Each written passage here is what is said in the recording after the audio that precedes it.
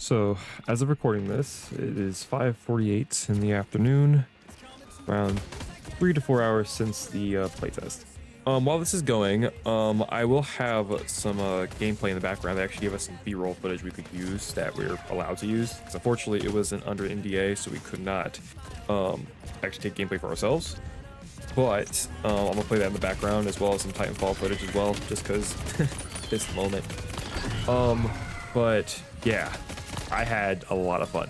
Just get that up the gate there. Like, I feel like what I had the most fun with was just the movement overall.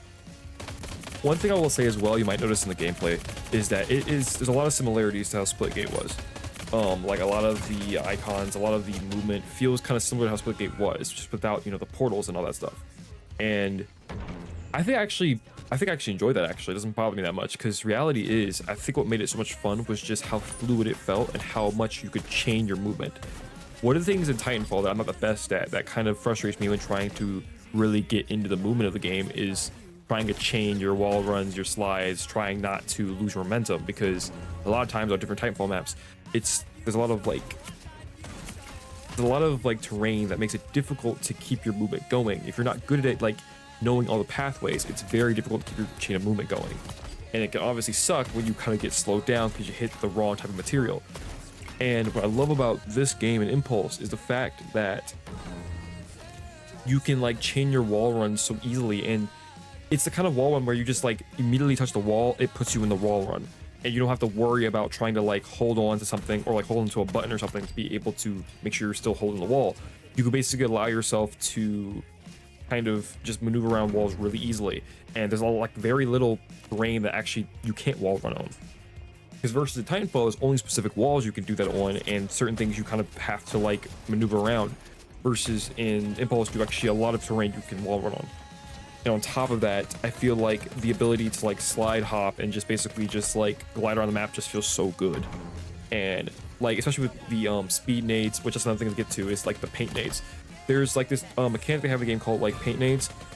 Each nade gives like special like kind of when you throw it down, it gives some kind of type of I guess like buff or debuff depending on what it is. Most cases it's some of the ones that I actually used was the speed nade, gives you extra speed. There was the health grenade that basically just gives you health when you're standing in it.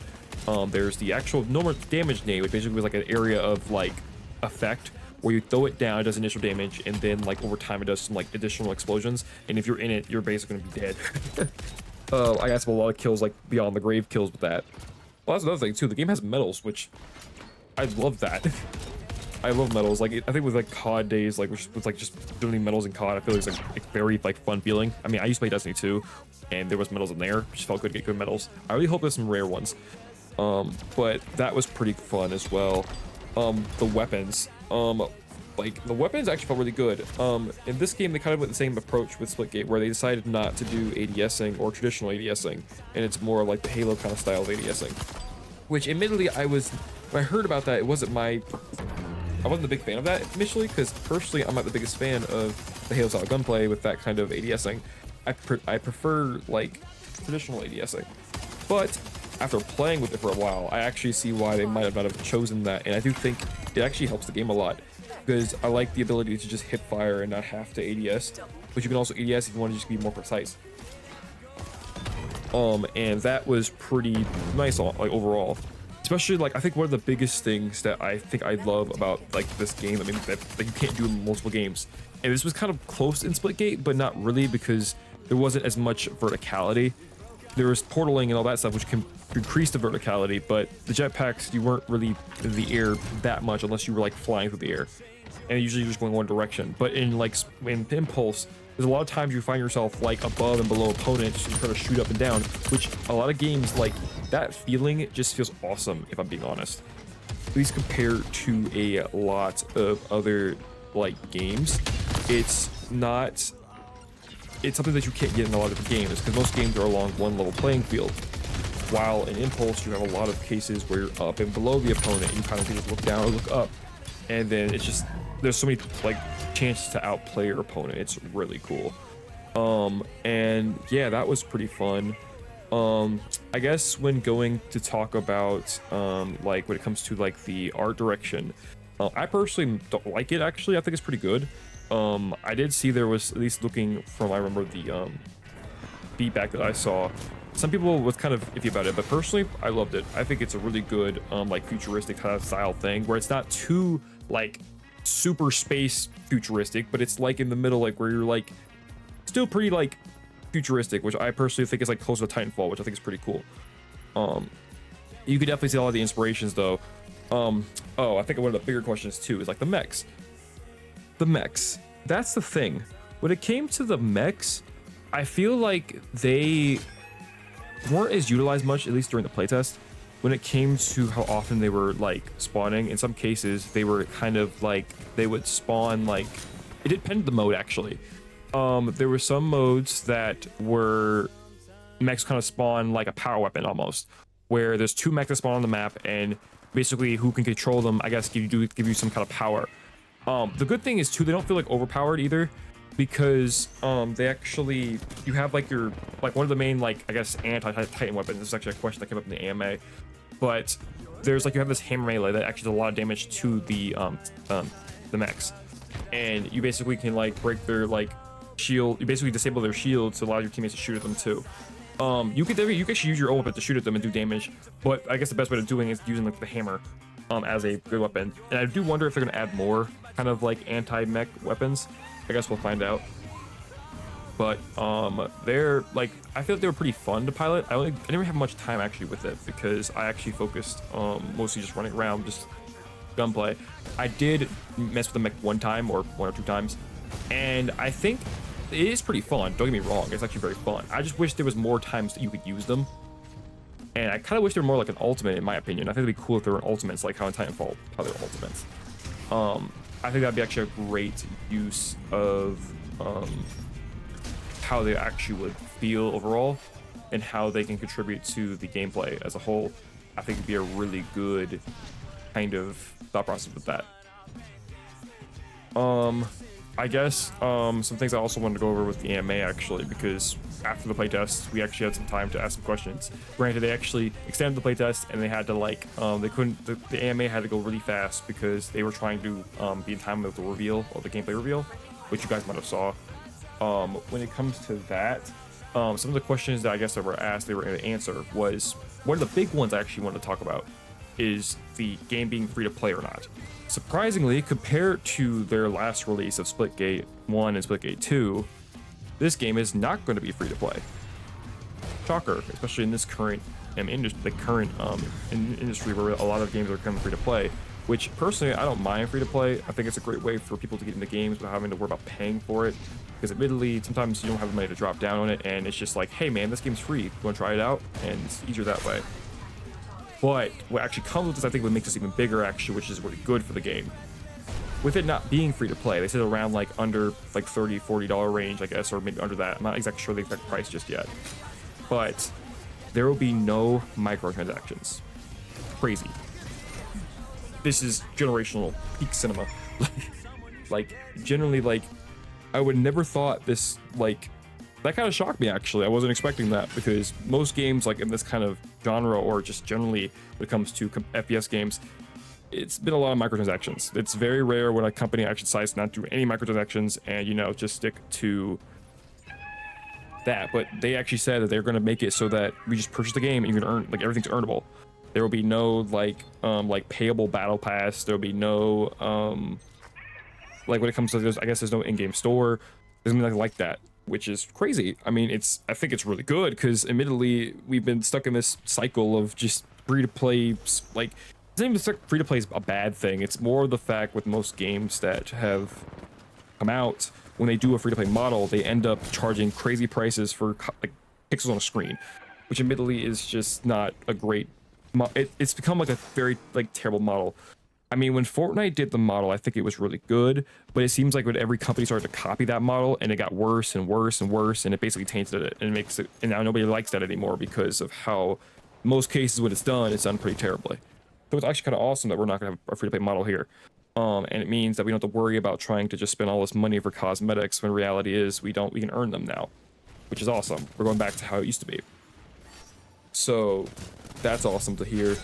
And yeah, I think the other questions that came up in the AMA were like along sides of like People ask about sniper. Personally, I would love to see a sniper in the game. They didn't have any during the playtest, but they did say they wasn't ready yet. So I'm looking forward to that, because this game I feel would be awesome with sniping. Because it's already like there's actually this one weapon that was like a hand cannon almost, and I don't know what that weapon felt so much fun to use. But yeah, like I would love to see a sniper, because immediately I think that would be so much fun to use. And then I guess Welcome back. to leave it off, actually, I actually want to talk, I guess, some like my personal like wish list for this game and see like what I hope to see in the future. One of the questions I did ask in the AMA but didn't get answered was, one, are we going to get any lore tidbits? Even though I know there's probably not going to be any story mode, are we going to get any lore, any like comics, any cinematics to kind of build the universe out? Because even though I like playing competitive games, I love having some kind of lore to like learn about or theorize about, because I'm at heart a theorist. And I would love to actually like have something lore to talk about, because even with competitive games, having some kind of lore adds another like substance for casual players to feel invested, because you have your favorite characters, you get to learn more about them. Granted, this is a character-based shooter, but I think it'd be cool to learn more about like the universe of Impulse. Like, what is the universe that's taking place in? What's going on? Why are we fighting in the first place? Because admittedly, that's a question that always comes up with most of these competitive games. Why are we fighting in the first place? Whether it be a show, a game show, or like regards of like a let's see here, like a simulation or like testing for something. Like, there could be a lot of ways you could put this, but I would love to see something. Hopefully, especially like how Splitgate, I don't think they really developed much in the story. I think we go into Splitgate 2 after everything that happened. I'm hoping with this game they actually do try to dive into some story content, because I think it'd be really cool. And my other question I had that I feel like is personally my biggest thing is, are we if a competitive like scene arises for this game where there is a competitive audience that enjoys this game at a competitive level, are the devs going to support it? Are they be happy to support it? And when supporting it, are they going to do stuff like team skins, or when it comes to like official competitions, or even in-game tournament system? Because personally, I think that'd be great for a competitive environment to help kind of build the roots out, or at least basically give tools for this competition to be held. Because admittedly, I think what they should do first is allow the audience to rise itself, because one of the things that kind of suck with a lot of games is they try to force a competitive audience early, which I don't think is a good thing to do, because you're basically making it artificial, which means if anything goes wrong, it crumbles apart. Like, if anything goes wrong within that competitive ecosystem, where it's just something like controversy or something goes wrong, it causes the entire thing to fall apart. So what I hope is they let the audience like kind of develop itself, and if it gets like big enough, it gets a lot of like kind of popularity, then they can start supporting it and try to like invest in it if they feel that it's going to be positive in the long run. And I personally would love to see a competitive scene for this game, because I mean, this game already feels really fun. I would love to see where it would go with a competitive scene. And yeah, but I guess bottom line, to sum this all up, I had so much fun during that playtest, and I'm looking forward to actually the release, which, speaking of which, it's actually going to be released in early access on the 24th, which is crazy soon, I know, right? Like, I wasn't expecting it to be on the 24th. I thought it was be like maybe like July or August, if anything, or maybe later this year. I was expecting it to be like this quick, but, and the funny part is too, you guys are actually gonna try it out for free on the 15th during Steam Next Fest, which means you don't have to pay anything if you want to just get a taste of it before you pay for it, which is awesome. So looking forward to popping in on the Next Fest that when during on the 15th, and then launch on the 24th. But yeah, I'm looking forward to the future of this game, and I think one of the biggest sentiments that they really pushed was that they want to develop this game with us. This is kind of the reason why they're releasing it so early, is because they want to develop the game alongside us. They want us to be able to, I guess, be along the development journey. Which, my only concern with that is if they have enough content to keep people wanting to play. Because it's kind of what happened with Splitgate 2, is where initially launched, there wasn't ranked on released, there was not, the progression wasn't there was a lot of things missing. And I'm hoping that the launch of the 24th is that there's a lot of that content in there.